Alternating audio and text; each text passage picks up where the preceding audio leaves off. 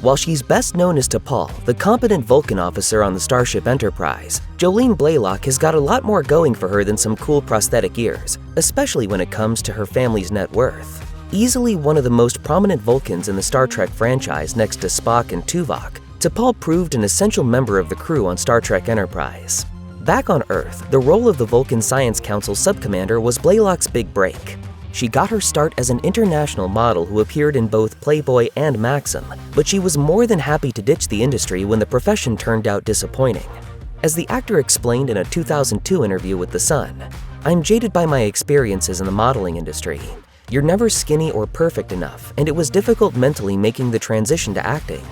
Blalock first landed a handful of guest appearances on shows like CSI and JAG, and T'Pol was her first and only major role. In the years that followed, the actor only took a small number of TV and film roles before stepping out of the limelight after 2017. Since then, she's been plenty busy living her best life with her husband of more than 2 decades, Live Nation Entertainment CEO Michael Rapino.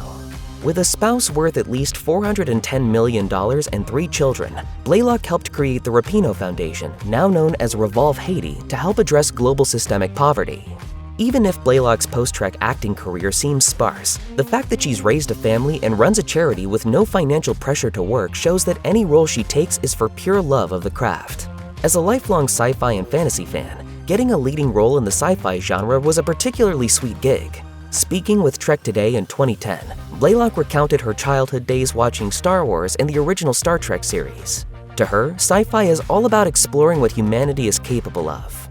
As she told Trek Today, "It makes us think outside of ourselves. It presents the question, what if? What if we could jump the timeline? What if we could meet another intelligent species? What if we could colonize on another planet?" It deals with very big ideas.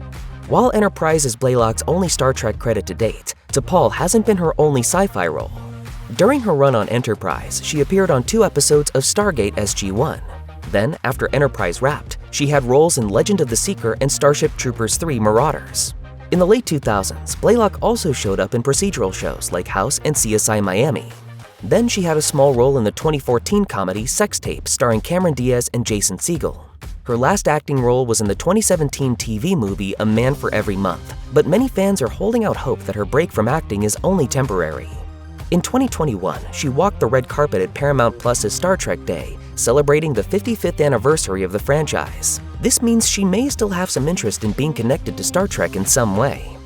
Given the natural 200-year longevity of Vulcans and the infinite possibilities sci-fi invites, T'Pol could potentially make an appearance in Star Trek Strange New Worlds.